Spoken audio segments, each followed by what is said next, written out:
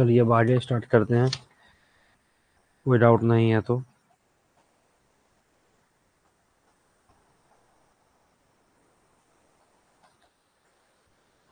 ठीक है, आगे क्वेश्चन से स्टार्ट करते हैं। तो अगला क्वेश्चन है, the normal stresses at a point are 10 MPa and 2 MPa। The shear stress at this point is 4 MPa। The maximum principal stress at this point is. वही सिमिलर है, सिग्मा एक्स सिग्मा वाई और tau x y दिया है, तो sigma 1 पूछ रहा है। ठीक है,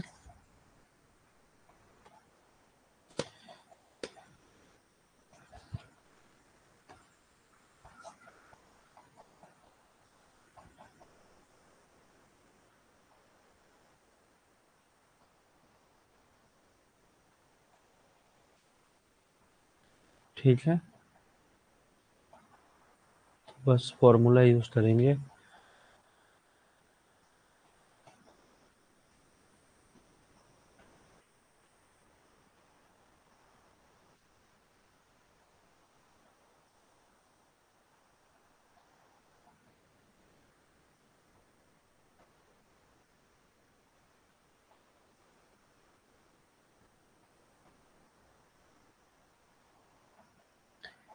है ना, यही फॉर्मूला है, बस वैल्यू डालिए।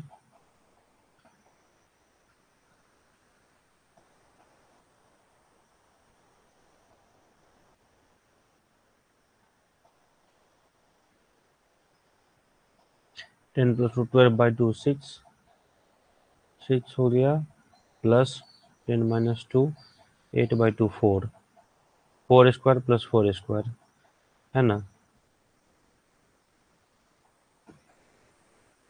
2 × 4 स्क्वायर ऐसा बन रहा है, तो ये हो जाएगा 6 + 4√2। इसको फर्दर सॉल्व करेंगे तो 6 + 4 × 1.414 यही होता है ना। तो 6 प्लस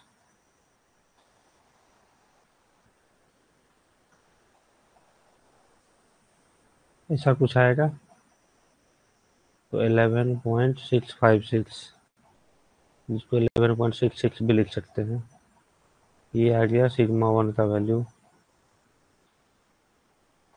कोई दिक्कत इसमें, इस सॉल्यूशन में कोई दिक्कत है क्या?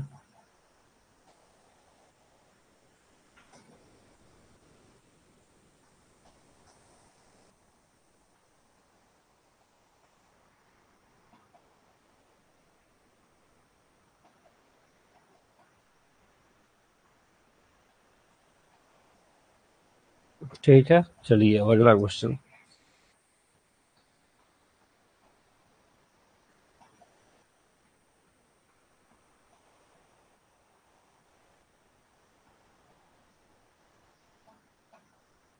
इसमें दिया है आपको, the state of stress eight a point. जब इस तरह से दे तो सीधा सिग्मा 1 जो फर्स्ट वाला वैल्यू है उसको बोलते हैं, सेकंड वाले को सिग्मा 3 और थर्ड वाले को टाउ, है ना। जब डायरेक्ट इस तरह से लिख दे तो -6 4 और -8।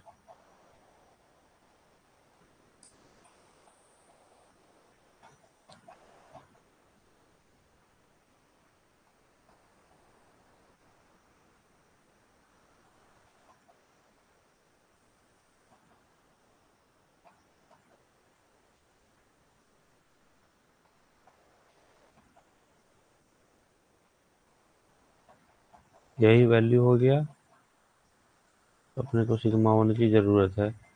सेम ये फॉर्मूला इधर भी यूज करेंगे, sigma x plus sigma y by 2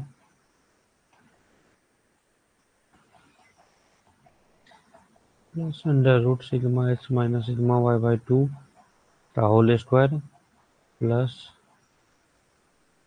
tau x y का स्क्वायर। ये आ गया,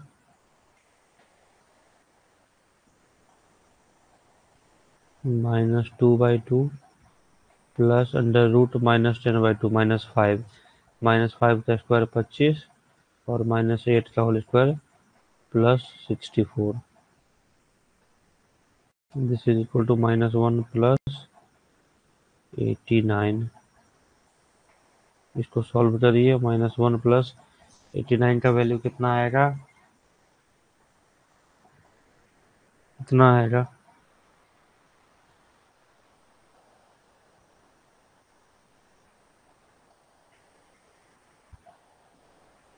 8.43 है ना? ये 9.43 आ रहा है। 89 का वैल्यू 9.43। इसको सॉल्व करके अपना आंसर आ जाएगा 81.43। यही हो जाएगा, ये 8.43। यही आ गया अपना answer. Direct formula based question है, बस साइन का ध्यान रखना है और स्टार्ट हो जाना है। कोई दिक्कत पिछले दो क्वेश्चन में?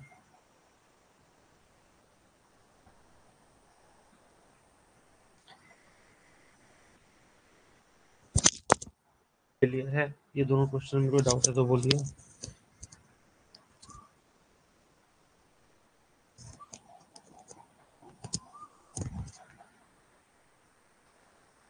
ये दोनों क्वेश्चन में कोई डाउट है क्या?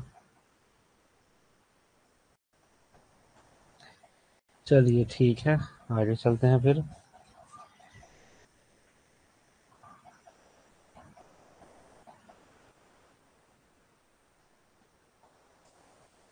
अब दिया है एक Mohr circle for the state of stress defined by.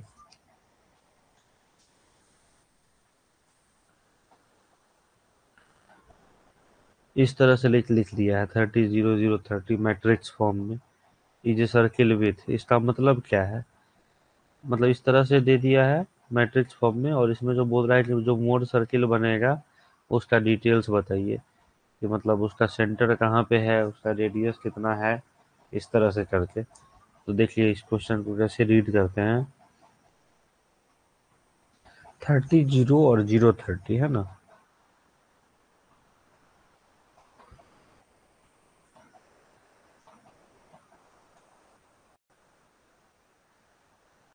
इस तरह से लिखा है।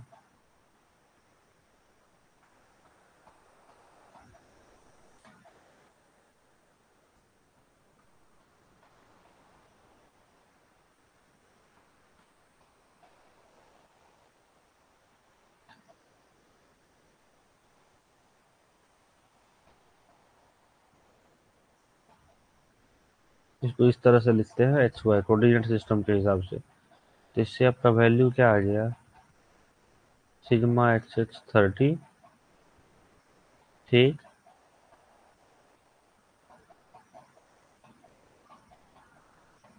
और टाउ एक्स वाई 0। जिसमें एक्स वाई दो प्लेन में आ रहा है वो शेयर फॉर्म में जाता है, इसलिए टाउ लिखे हैं। टाउ वाई एक्स 0 और सिग्मा वाई वाई 30। तो मतलब हुआ इसका कि हमारे क्वेश्चन में ही गिवन है कि सिग्मा 1 भी 30 है और सिग्मा 3 भी 30 है, और बाकी टाउ जो है वो 0 है।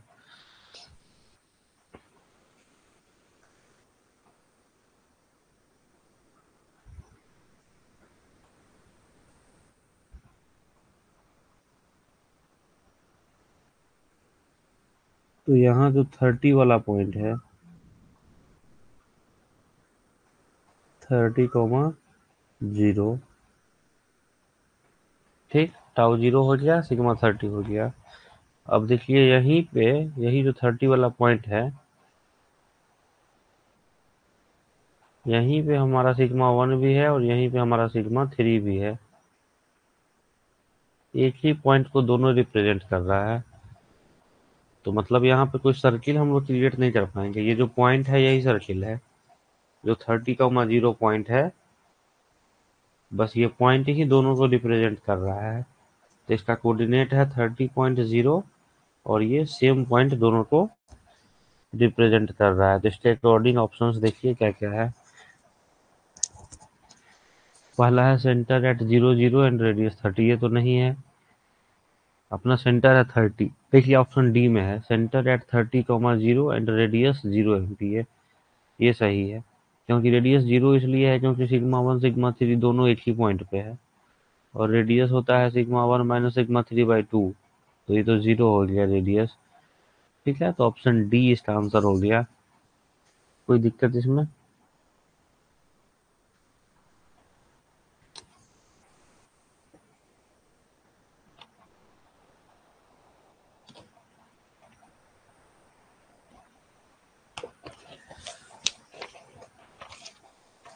ठीक है, इसका सॉल्यूशन बता देते हैं।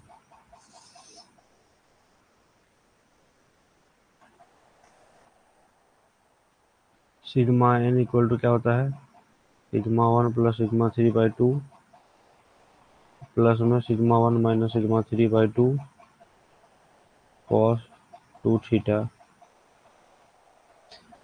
इसमें अपने को थीटा दे दिया है 45 डिग्री इस क्वेश्चन में, तो सिग्मा एन हो जाएगा sigma 1 plus sigma 3 by 2 plus sigma 1 minus sigma 3 by 2 cos 2 theta मतलब 90 डिग्री।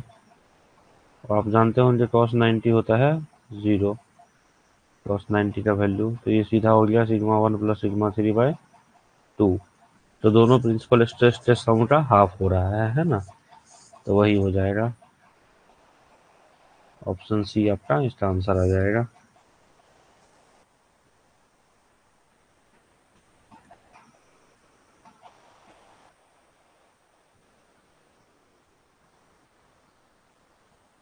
कोई दिक्कत यहाँ तक?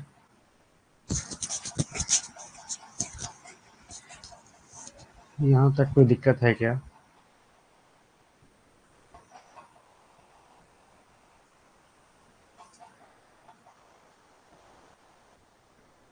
चलिए अगला question, maximum shear stress in a more circle.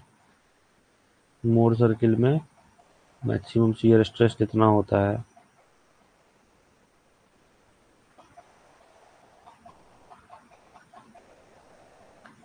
ये तो कईयों बार हम लोग पढ़ लिए, मैक्सिमम यही पॉसिबल है और यही तो रेडियस है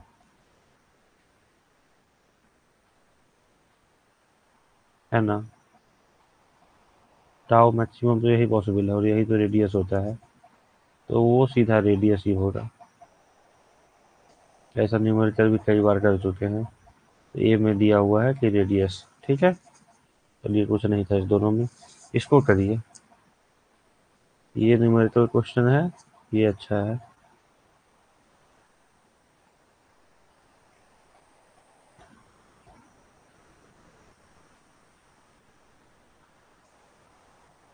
The straight line shown depicts the failure criteria of a rock type. The values of stress at the point A and B are shown. ठीक है, the safety factor at the point A and B respectively are, safety factor पूछ रहा है। ठीक है, value shown है मतलब sigma 1 का वैल्यू और सिग्मा 3 का वैल्यू ये दे दिया गया है क्वेश्चन में, और बोल रहा है कि उस पॉइंट पे फैक्टर ऑफ सेफ्टी कितना होगा। ठीक,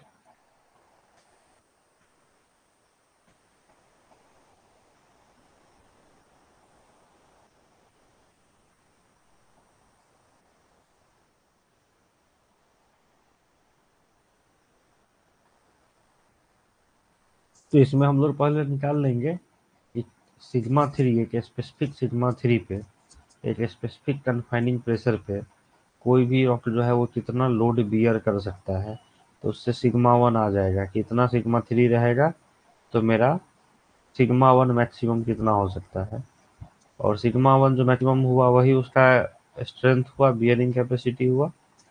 तो सिग्मा 3 के करस्पॉन्डिंग में सिग्मा 1 निकालना है, और उसके हिसाब से देखना है कि ये पॉइंट कहाँ है, ये पॉइंट कहाँ है, इस पॉइंट की वैल्यू क्या है ना। जैसे मान लीजिए कि सिग्मा 3 कुछ दिए, तो सिग्मा 1 का वैल्यू हमको कैलकुलेशन से आया 1, मतलब 1 तक वो रहेगा, उसके आगे टूट जाएगा। तो वहां पे हम वैल्यू देख लेंगे कि ग्राफ में वो वैल्यू कहाँ पे है, और जो वैल्यू हुआ उसका 1 से रेशियो ले लेंगे, और उसी से हमारा फैक्टर ऑफ सेफ्टी पता चल जाएगा, सेफ अनसेफ भी पता चल जाएगा। तो देखिए करते हैं इसको, ये क्वेश्चन को समझ में आ जाएगा जब सॉल्यूशन देखिएगा तो।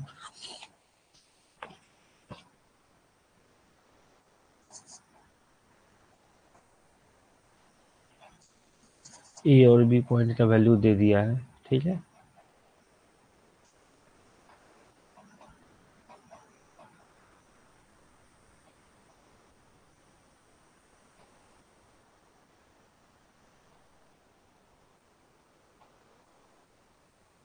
ठीक है, और सिग्मा 1 सिग्मा 3 का रिलेशन दे दिया है।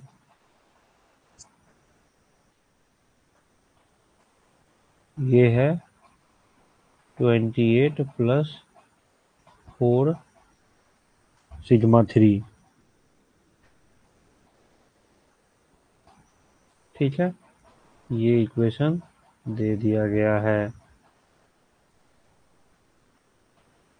अब इसके रेफरेंस में देखिए, फर्स्ट पार्ट में पॉइंट ए के लिए पहले सिग्मा 3 देखिए कितना है पॉइंट ए के लिए, है ना। इसमें जो दिया है ये सिग्मा 3 है पहले वाला, और बाद वाला सिग्मा 1 है एक्सिस के हिसाब से, है ना। एक्स एक्सिस पे सिग्मा 3, वाई पे सिग्मा 1। तो फर्स्ट ऑप्शन में सिग्मा 3 दे दिया है 10, ठीक। तो अगर 10 सिग्मा 3 है तो कितना सिग्मा 1 देंगे, तो ये रॉक जो है उसका स्ट्रेंथ को मैनेज कर लेगा, मतलब ब्रेक नहीं होगा। तो सिग्मा 1 निकालिए इसके लिए। 28 प्लस 4 इंटू 10, 28 प्लस 40, 68।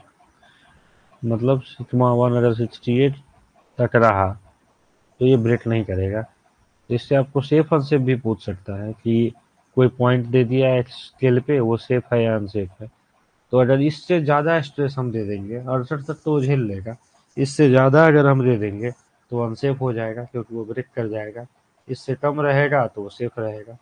इस तरह से सेफ अनसेफ भी बता सकते हैं और फैक्टर ऑफ सेफ्टी भी बता सकते हैं। तो अगर 68 अगर हम लोड देते हैं उस पर तो सेफ है।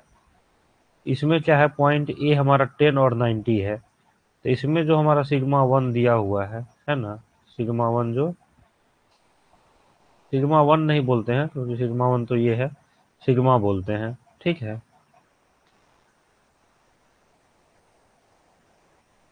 इसमें जो सिग्मा दिया है ये है 90।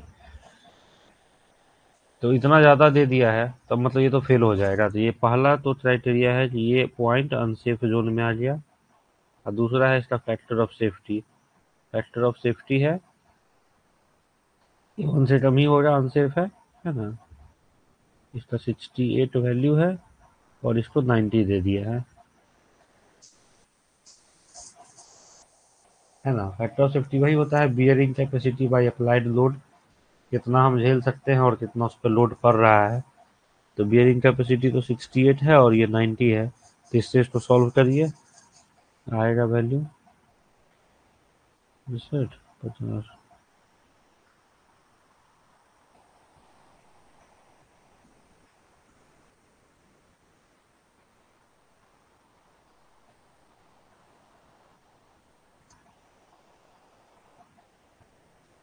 ये आएगा, ठीक है।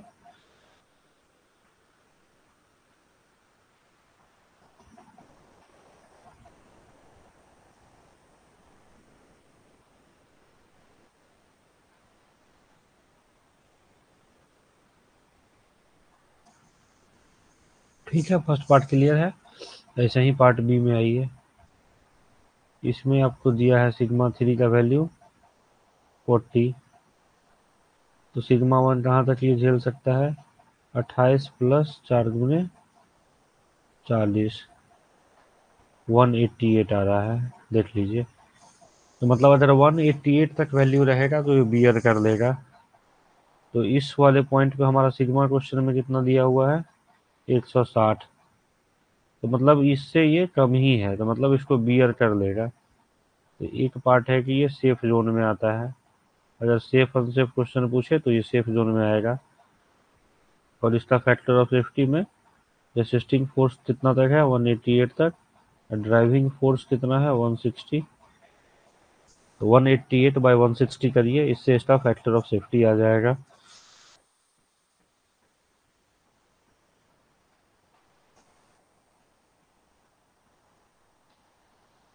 वन 1.175, ये आ गया इसका फैक्टर ऑफ सेफ्टी इस पॉइंट का।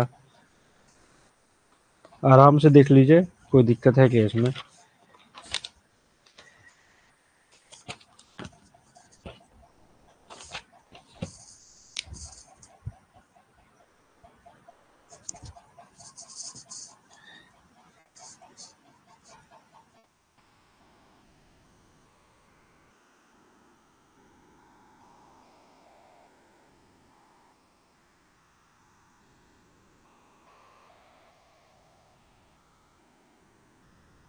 Very good. चलिए सॉल्यूशन भी आ रहा है 1.175, बढ़िया। और फर्स्ट पार्ट वाला भी समझ गए होंगे, जो अनसेफ वाला है 0.755, उसमें भी तो कोई दिक्कत नहीं है ना?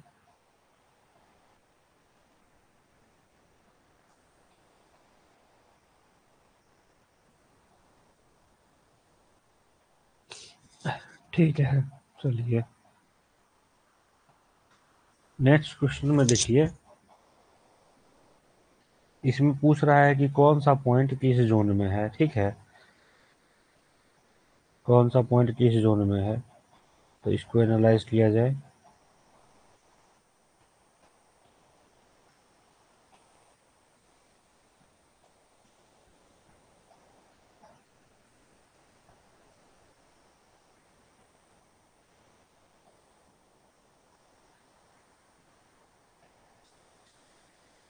यहाँ है the let sigma 1 and sigma 3 are major and minor principal stress respectively. The equation this denotes the failure envelope of the rod as shown in the figure. Match the zone P, Q and S with the legend code. ठीक है, तो देखिए इसमें sigma 1 और sigma 3 का दे दिया है। ठीक है, सिग्मा 1 और सिग्मा 3 का दे दिया है, और एक y इक्वल टू एक्स वाला पॉइंट दे दिया है कि सिग्मा 1 इक्वल टू सिग्मा 3। तो इसमें तो सीधा है कि जो सिग्मा 3 है उसका वैल्यू सिग्मा 1 से कम ही होगा, क्योंकि सिग्मा 3 माइनर स्ट्रेस होता है अपना, और सिग्मा 1 मेजर होता है। सिग्मा 3 ज़्यादा होगा तब तो फिर उसको ही सिग्मा 1 लेना पड़ जाएगा, क्योंकि उसका वैल्यू ज़्यादा हो गया। तो पहले ये माइंड में रखिएगा कि जो सिग्मा 1 का वैल्यू होगा किसी भी पॉइंट पे, वो सिग्मा 3 से ज़्यादा ही होगा, कम नहीं होगा। ठीक है,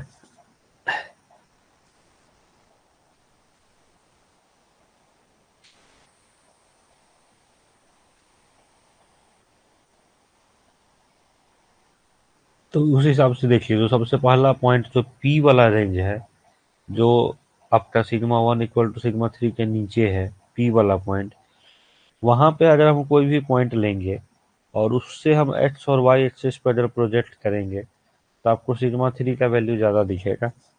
देखो आप,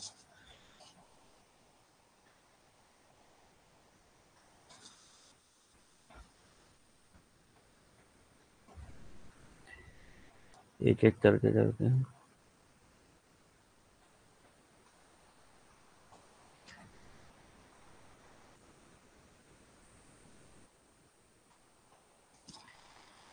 उतना बढ़िया नहीं बना।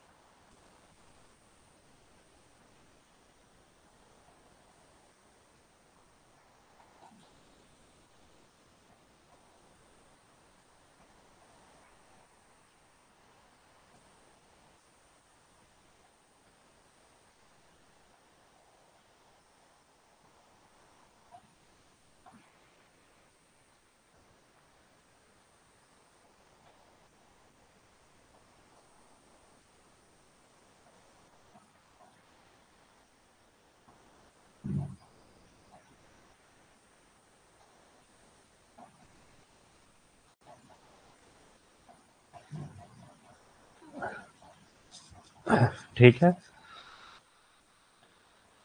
तो इस क्वेश्चन में यहाँ पे दिया है आपका सिग्मा 1, यहाँ पे दिया है सिग्मा 1 यहाँ पे सिग्मा थ्री देखिए, और यहाँ पे दोनों इक्वल है, sigma one equal to sigma three.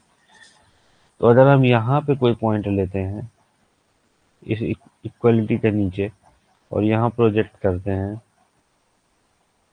सोचो, ये पूरा एनालाइज करने वाला ही क्वेश्चन है, इसमें कोई कैलकुलेशन नहीं है।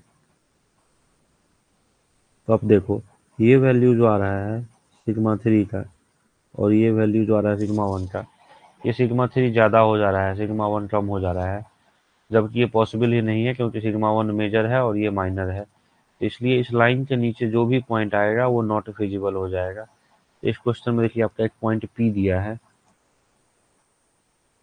पॉइंट पी दिया है, तो ये क्या हो जाएगा, इनफिजिबल जोन हो गया थ्री। ये हुआ इनफिजिबल जोन, समझ रहे हैं ना? ठीक है, चलिए एक पार्ट क्लियर हो गया, अब अगले पे चलते हैं।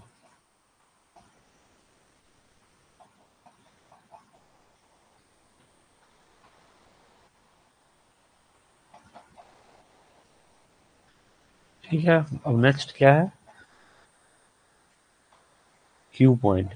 ये इस sigma one equal to sigma three line के ऊपर है और अपना जो फेलियर इन्वेलप है, जो फेलियर इन्वेलप दिया हुआ है डायग्राम जैसा बना हुआ है, उसके नीचे है।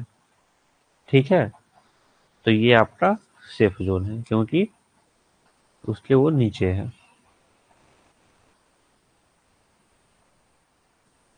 ये एक ऐसा फेलियर इन्वेलप अपना बना हुआ है, इसके नीचे जो है वो सेफ है। तो देखिए पॉइंट क्यू जो है ये कहीं यहाँ लाई कर रहा है, तो क्यू यहाँ लाई कर रहा है, पी कहीं यहाँ था, तो क्यू आ जाएगा आपका सेफ जोन में, तो क्यू का वैल्यू वन से मैच करेगा। उसके बाद का देखो आप, उसके बाद दिया है आर। आर कहाँ है, उस फेलियर इन्वेलप के जस्ट ऊपर है ना, फेलियर इन्वेलप के जस्ट ऊपर है, तो ये तो अनसेफ जोन में चला गया।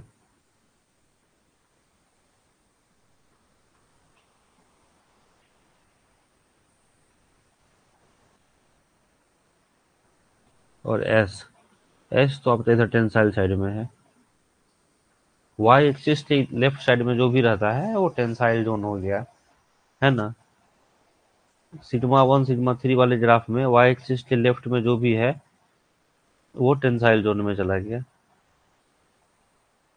क्योंकि वहां पे सिग्मा थ्री का वैल्यू निगेटिव हो जाता है ना, वहां हम कन्फाइनमेंट नहीं दे रहे हैं, उल्टा उसको निगेटिव डायरेक्शन में दे रहे हैं, तो वो टेंसाइल हो गया। तो एस हो गया आपका टू।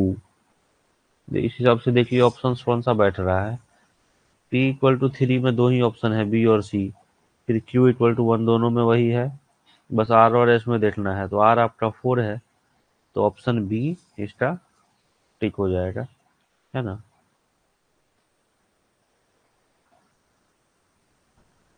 Option B. कोई दिक्कत है इसमें ग्राफ समझने में?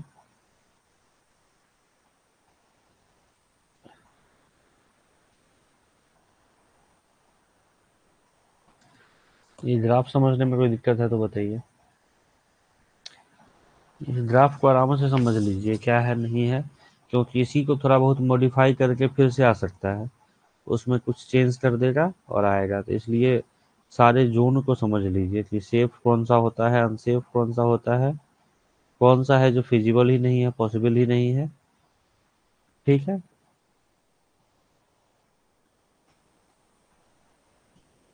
पी वाला में डाउट है ना, वही तो मैं अभी समझाया था कि देखिए सिग्मा वन हमारा क्या होता है, मेजर प्रिंसिपल स्ट्रेस, और सिग्मा थ्री क्या होता है, माइनर प्रिंसिपल स्ट्रेस।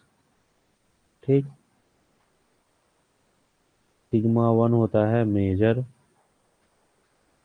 और सिग्मा थ्री होता है माइनर। तो मतलब सिग्मा वन जो है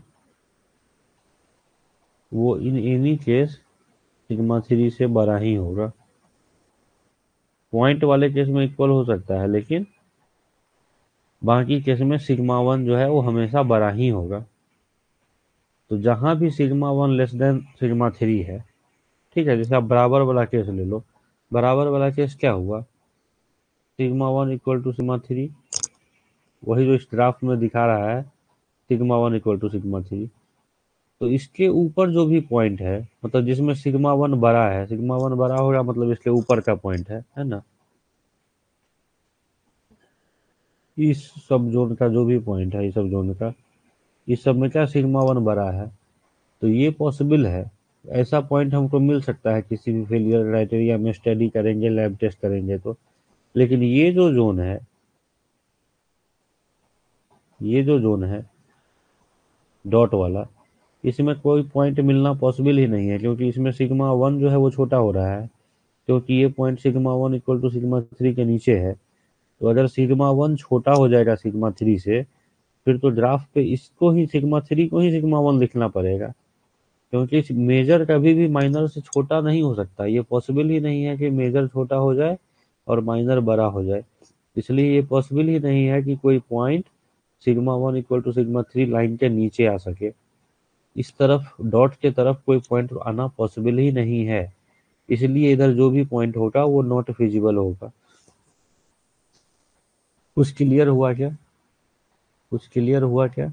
बताइएगा। अब समझ में आया राहुल? इनफिजिबल कैसे हुआ, अब समझ में आया? नहीं हुआ तो नहीं समझ में आया तो बताइएगा, फिर अलग से एक पेज पे फिर से ग्राफ बनाएंगे।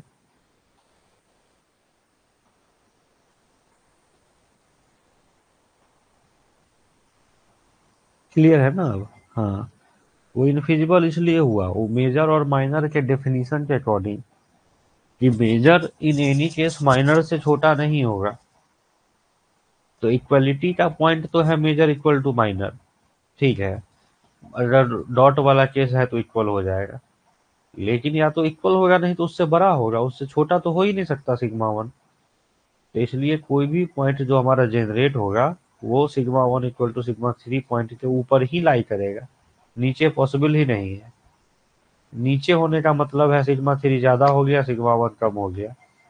ये तो लॉ ऑफ यूनिवर्स के अगेंस्ट हो गया, इसलिए वो इनफिजिबल है। ठीक, अच्छी बात है।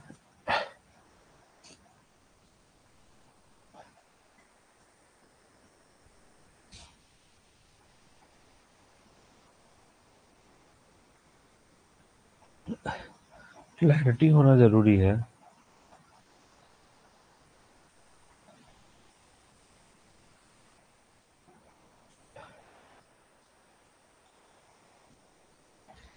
ये एक फॉर्मूला बेस्ड क्वेश्चन है, जिसमें बहुत सारा कॉन्स्टेंट्स दे दिया है। तो एक आधा आ सकता है कभी काल ऐसा भी, लेकिन वही है कि सबका फॉर्मूला बहुत लेंदी लेंदी रहता है, कैलकुलेटिव रहता है, तो चांस कम रहता है कि एग्जाम में दे। बट फिर भी ठीक है, आप लोग देख लो एक दो जो फॉर्मूला बेस्ड क्वेश्चन है। सारा वैल्यू दिया हुआ है, फॉर्मूला बता देता हूँ, बस फॉर्मूला में डाल देना, हो गया।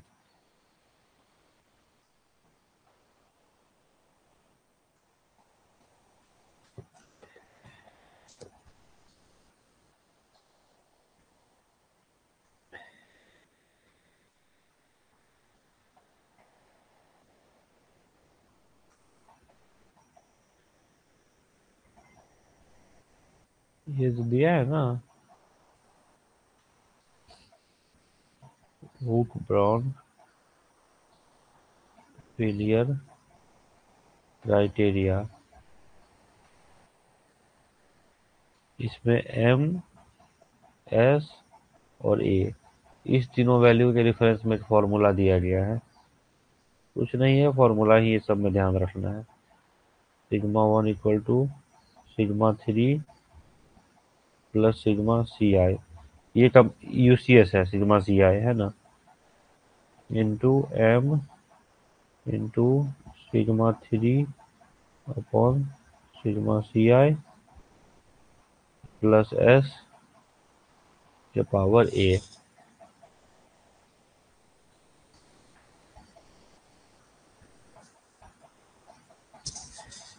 तो आपको इस वाले क्वेश्चन में क्या क्या वैल्यू दे दिया है? सिग्मा सी आई दे दिया है, वो यूसीएस है 80।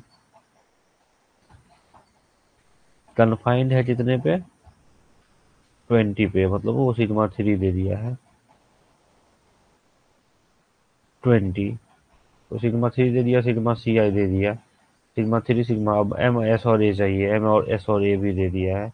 एम है 7.88, एस है 1 और ए है 0.5।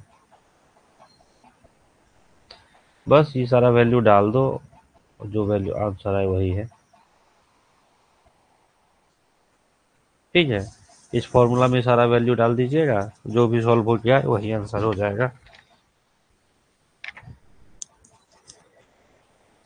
ये सब क्या, बहुत सारे साइंटिस्ट अलग अलग इम्पेरिकल फॉर्मूला वगैरह जनरेट किए थे जब इस सब पे स्टडी चल रहा था, जब रिसर्च चल रहा था, तो उसी सब का ये बहुत सारे डेटा लेके इधर फॉर्मूला जनरेट किए थे, तो उसी पे कभी कभी क्वेश्चन एक तो आ जाता है। तो वही है, इसमें सीधा फॉर्मूला ही यूज करना है और कुछ नहीं है।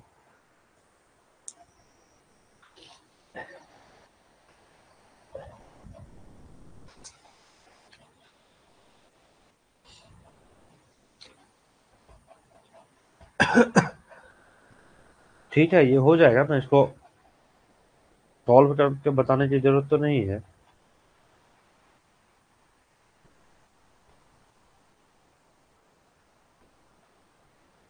अरे वाह, बढ़िया। ठीक है, सही है सॉल्यूशन।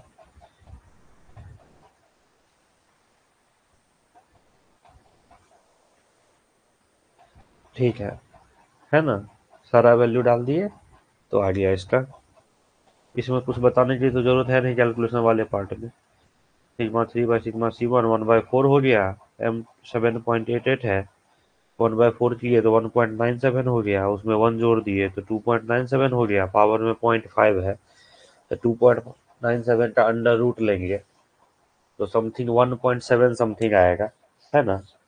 फिर उसको आपने मल्टीप्लाई कर दिया 80 से, तो 137 के अराउंड समथिंग आएगा, और उसमें फिर 20 जोड़ दिया तो 157 के आसपास आंसर आ गया। ठीक है, यही है इसमें। बढ़िया। चलिए एक क्वेश्चन और करते हैं।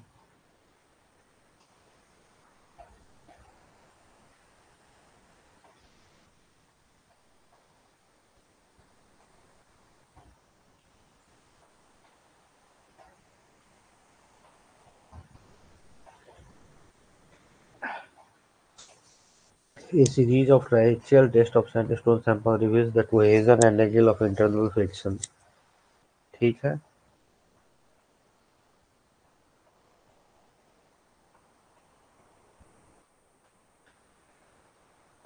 कोहेजन दे दिया है 21.65 MPa, और एंगल ऑफ इंटरनल फ्रिक्शन दे दिया है 30 डिग्री, है ना। मोर कूलम्ब फेलियर क्राइटेरिया का क्वेश्चन है, टेंसाइल स्ट्रेंथ पूछ रहा है।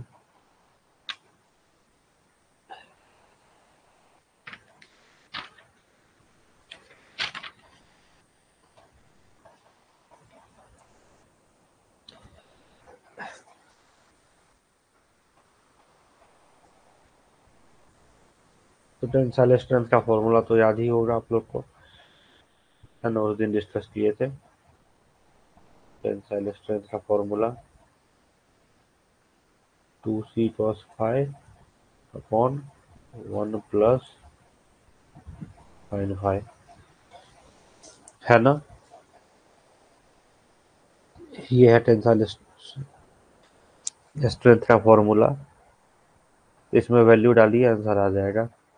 2 × 21.65 into cos 30 divided by 1 plus sin 30। इसको करेंगे तो ये हो जाएगा 2 × 21.65 इंटू cos 30 होता है √3/2, है ना। तो ये 2 कैंसिल आउट हो गया, और ये sin 30 0.5, तो 1 प्लस 0.5 हो जाएगा 1.5।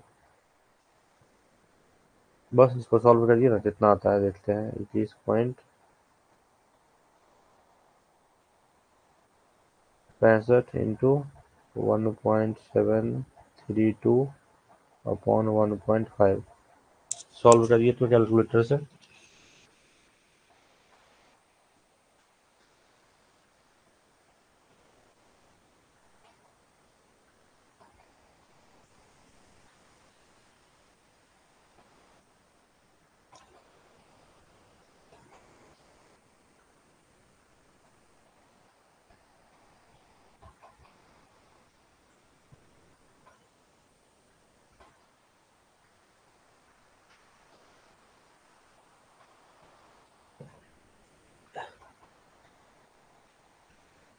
इसको सॉल्व करिए, कितना आया?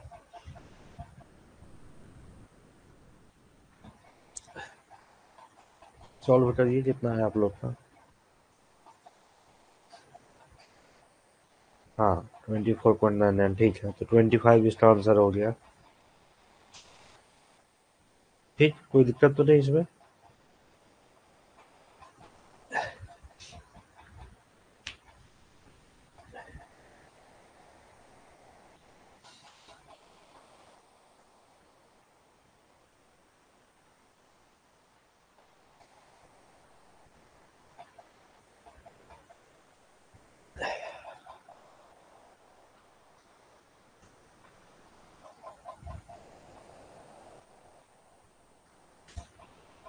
चलिए अब अगला क्वेश्चन देखिए क्या दिया है।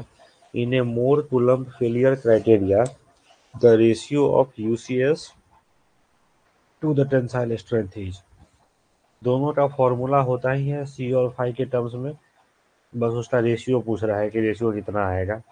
ठीक है, तो इसको डिस्कस कर लेते हैं।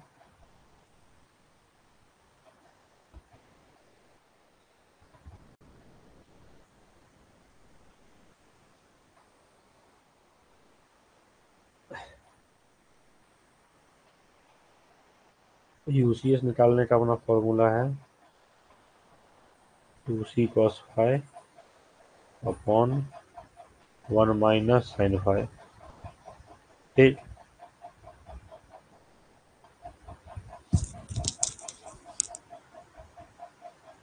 यूसीएस को ही सिग्मा एन लिख देते हैं,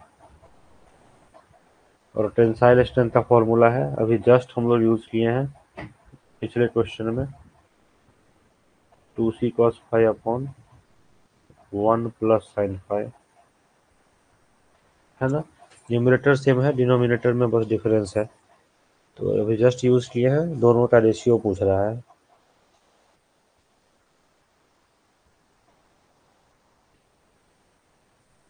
sigma n upon sigma t का वैल्यू पूछ रहा है, तो क्या हो जाएगा, पहले सिग्मा एन का लिख लेते हैं 2c cos phi upon 1 minus sine phi, और अब सिग्मा टी का लिख लेते हैं, इसका क्या है, इसका भी 2c cos फाई, और डिनोमिनेटर में जो है ये ऊपर न्यूमरेटर में आ जाएगा इंटू 1 प्लस साइन फाई। यही हो गया। ये 2c cos फाई वाला टर्म कैंसिल आउट हो जाएगा आराम से, बाकी जो बच गया वही रेशियो हो गया। तो ऊपर में है 1 प्लस साइन फाई, और नीचे में है 1 माइनस साइन फाई।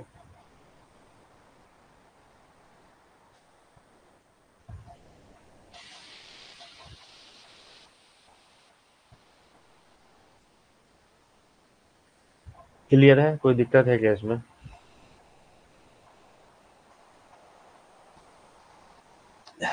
ये जो रेशियो निकालने वाला क्वेश्चन था, इसमें कोई दिक्कत है क्या?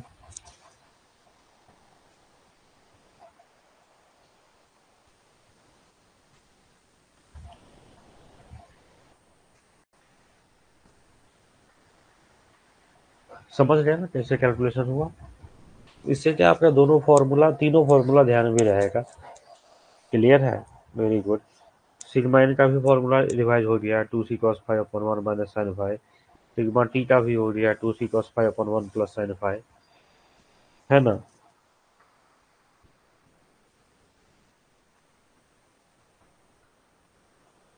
और दोनों का रेशियो निकाल दिया 1 plus sine phi upon 1 minus sine. ठीक है, इतना ही रखते हैं, काफी सारा क्वेश्चन हुआ है आज।